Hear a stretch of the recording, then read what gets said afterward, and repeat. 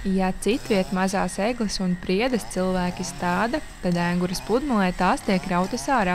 Tikai šajā gadījumā engurnieki palīdz dabai un palīdz vietai, ko visi kopā sargā. 2018. gadā šeit novērota pļavas silpurene, kas ierakstīta gan Baltijas jūras reģiona sarkanajā grāmatā, gan Latvijas sarkanajā grāmatā. Tādēļ kopā ar dabas aizsardzības pārvaldi šeit tik pa pāris gadiem tiek attīrīta kāpa no kokiem un krūmiem, kas īpašajam augam un pelēkai kāpai var traucēt. Galvenā problēma ir šim biotopam tāda, ka tas dažkārt sāk aizaugt ar dažādiem augiem, pieņemsim ar parasto priedi, vai arī ar kārkliem, ar niedrēm, ar arī dažādām graudzālēm. Un mums vajag, lai šie apstākļi šajā pelēkajā kāpā saglabājas tā, kā tie ir paredzēti. Ka viņš ir salīdzinoši nabadzīgs biotops, un attiecīgi tas ir piemērots dažādām retām un aizsargājumām augu sugām. Pēc iepriekšējās tīrīšanas pirms 7 gadiem novērots, ka rezultāts ir ļoti labs un pļavas silpurenes audze jau ir stabila.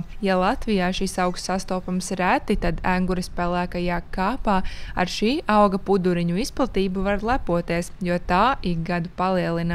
To, ka tā ir veiksmīga savstarpējā izpratne par to, kas sargājams un par ko ir jārūpējās, bilst arī Kristīna Ragīnska, kas kopā ar pārējiem Enguras pagasta pārvaldes kolēģiem veica šo darbu. Lai daba, katra lieta atrastos savā vietā, kur te jābūt, tad priedēm ir jābūt mežā.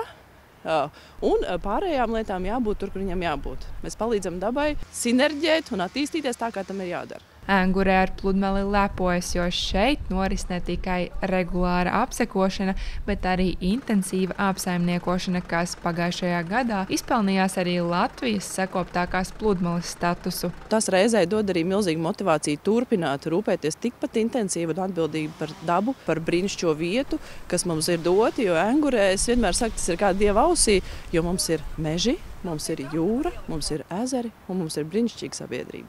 Tālākas rezultātā izdevies veiksmīgi atjaunot ainavu, kas garantēs atbilstošus apstākļus ne tikai pļavas silpurenei, bet arī vairākām citām augu un bezmugurkaulnieku sugām, kas spējīgi augt tikai šādos specifiskos augšanas apstākļos. Pēc pāris gadiem, kad mazās priedītes būs saaugušas no jauna, telcinieki šeit tiksies atkal. Monte Megija Učalniece, Terēze Matisone, TV9 Pakalni.